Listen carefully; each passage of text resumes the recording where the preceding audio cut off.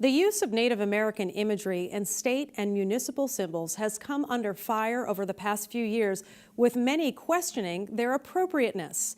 At a town hall in March, Elizabeth Warren said the state of Mississippi should change its flag to get rid of the Confederate symbol that summons a painful past. No one asked her about the Massachusetts state flag, but as Connecting Point's Arun Rath reports, it is also facing increased scrutiny.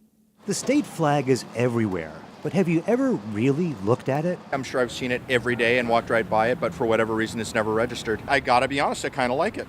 Yeah? I'm assuming the gentleman in the shield, is That's that a Native American. It's easy to miss one little detail, a sword hanging over the head of that Native American. That disembodied arm you see there with That's a little, sword. yeah, it's a little troubling. Now that I see it, it's as bold as, it's as bold as day. It's very clear. You've got the native man here, and he's supposed to represent Usamequin. Hartman Dietz is a Wampanoag who learned this history as a kid. Usamequin is the person that history remembers as Massasoit, who signed the peace treaty with the English folks in 1621, known as the 1621 Agreement. And this is what they often remember in the first Thanksgiving. Now, that sword over Usamequin's head is wielded by Miles Standish, who was at that first Thanksgiving and became an American hero for defending the Plymouth colony. But he also terrorized local natives. This is a part of the brutality that's being celebrated when they harken back to Miles Standish and who he is and what he represents. He represents the death of Native people.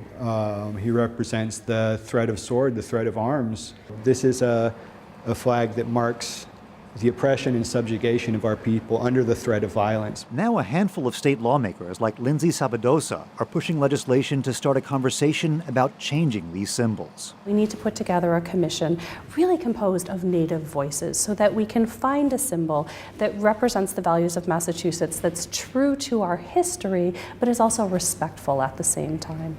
Dietz and Sabadosa both think momentum for change is building, thanks in part to the intense conversations about race in the Trump era. I think that leads people to reflect more on their communities and what are the symbols and emblems that represent us and why do they represent us, and is that who we want to be? For people who want to preserve the tradition and history in the flag, Hartman Dietz says there's a simple solution. If we could just simply change this flag from that sword to a tree, which represents peace. Maybe something about true peace and equality underneath it. We have a whole different meaning to the same symbolism. The movement for change is also taking hold at the local government level. Around 50 cities and towns across the state are considering local resolutions to support changing the flag.